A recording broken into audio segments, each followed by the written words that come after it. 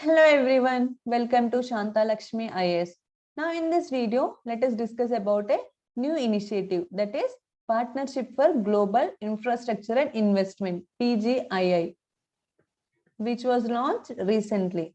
And this particular topic comes under our GS2 main syllabus, that too in IR part, that is International Relations part. And why this initiative is in news? Because it was recently launched with the 48th G7 summit by US along with its G7 allies. So what are these G7 nations? There are 7 nations, right? That is US, UK, Canada, France, Germany, Japan, and Italy. These are all the 7 nations which launched this PGII. US, UK, Canada, France, Germany, Japan, and Italy. And in which summit this particular initiative was launched? This is in 48th summit. Then, now, let us briefly discuss about this PGII's background. In 2021, US along with its G7 allies launched the Build Back Better World, that is $40 trillion project with the purpose of narrowing the infrastructure gap in the developing world. And this particular PGII is therefore a relaunch of this B3W plan. So this PGII is relaunch of what initiative? That is Build Back Better World initiative. And this PGI is seen as a counter to China's multi-trillion-dollar Belt and Road Initiative project. So this is all about its background.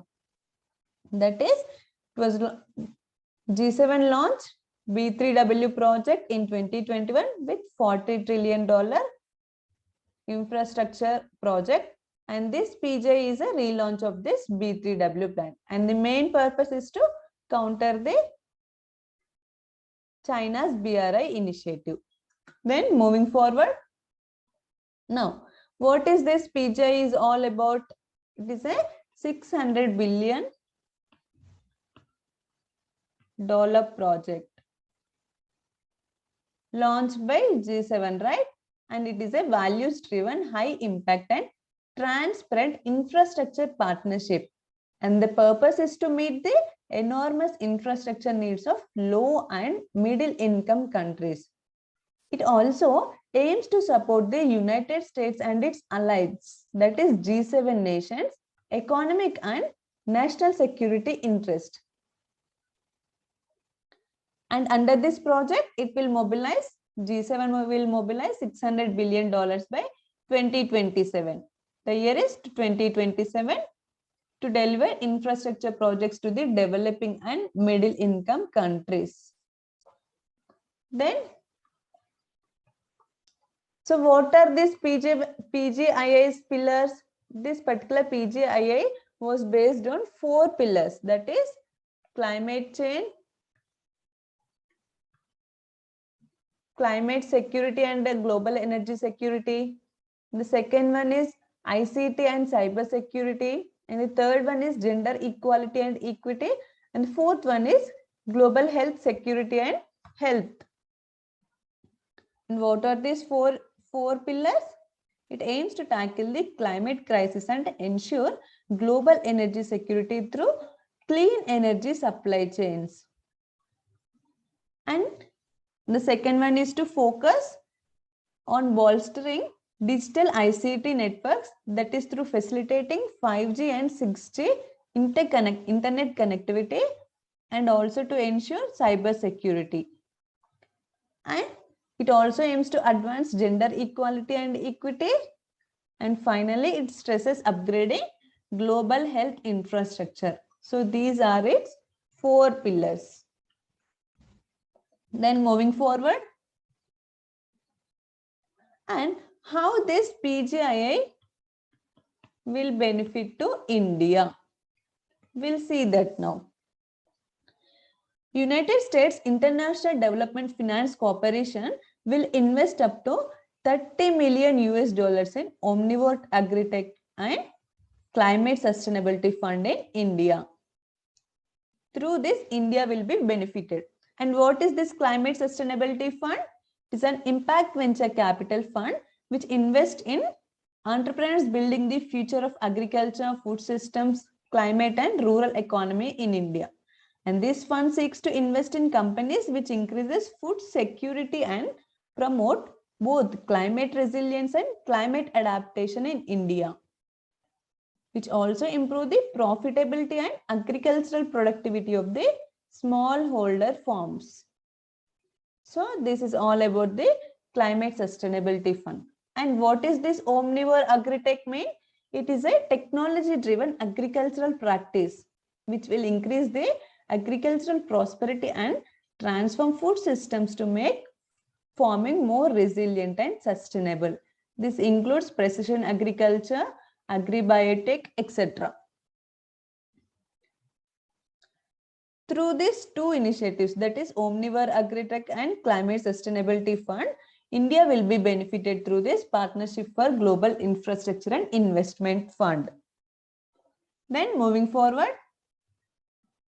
and the purpose of this PGI is to counter the China's BRI, right? And how it will counter the China's BRI? We'll see that now. China has built a large coal-fired plants under BRI along with solar, hydro and wind energy projects, and which will be countered through this PGI's climate action and clean energy projects. China has come up with the coal-fired plants along with solar, hydro and wind, but PGI is focused on mainly on climate action and clean energy projects only. With this, PGI will counter the BRI. And the second one is that China builds the BRI projects by extending large and low interest loans to countries that have to usually be paid over 10 years. But this PGI aims to build projects through grants and investment by companies so that the nations will be directly get benefited. And the third one is that this China's BRI is mainly state funded projects which led to corruption also and monopoly. And there is absence of competition also. And this will be countered through the PGI's large private capital. Private capital will also be mobilized in the infrastructure projects which ensures transparency, competition, and also efficiency of the projects. Then moving forward, transparency. So this BRI has faced criticism for making countries sign confidential tenders for extending massive loans, leaving countries indebted to China. For instance, after the BRI's flagship $62 billion China-Pakistan economic corridor, Pakistan owes Beijing a large proportion of its foreign debt. So this is debt trap diplomacy, right? And this will be countered through PGI's transparent projects. This PGI will ensure transparency of the projects. In this way, PGI will counter the China's BRI. How? That is through clean energy projects, the projects through grants and investments in opposition to the loans of BRIs. That is, and PGI will also mobilize private capital in opposition to the China state funded projects, and it will enhance on transparency. What we are discussed now? Why in news? Due to 48th G7 summit. Background, that is B3W in 2021. And the purpose is to counter China's BRI. And PGI is a infrastructure projects that is to meet the needs of low and middle income nations, and it is a 600 billion project. And 4 pillars, that is climate security and clean energy, digital infrastructure, communication technology and cyber security, gender equality and equity, and global health security. Then how it will benefit to India? Through Omnivore Agritech and Climate Sustainability Fund, that is food security and resilient and sustainable farming practices. And how it will counter China's BRI? We have seen, right? It is through clean energy projects in opposition to the coal-fired projects, grants and investment in opposition to loans, and private capital opposition to state-funded projects of China,